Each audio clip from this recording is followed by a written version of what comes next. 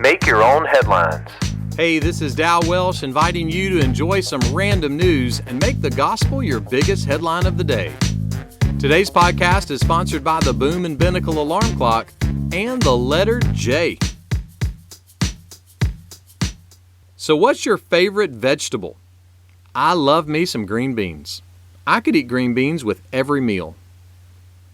I saw an article recently about a guy who hated green beans. He was remembering back to 1969 in Franklin, Indiana.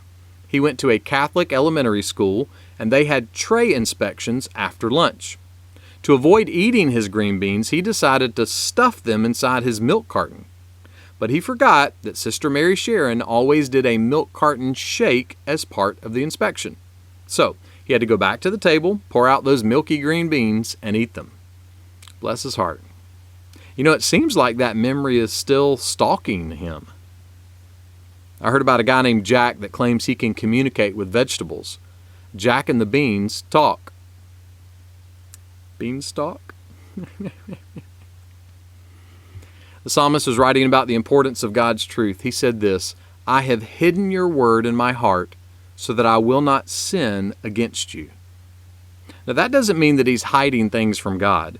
It means he is making sure the words of the Bible aren't just words on a page. He's making sure that he has some of those words memorized. Why?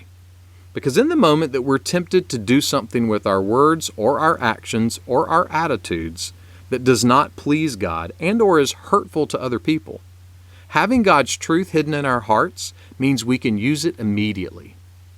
To borrow from philosopher Mace Windu, when sin surprises us, we have an immediate lightsaber of truth in God's Word. And that truth helps us fight against doing the wrong thing. So, don't hide your green beans in your milk, but hide God's Word in your heart. His truth will help you. Really. Make that one of your headlines today.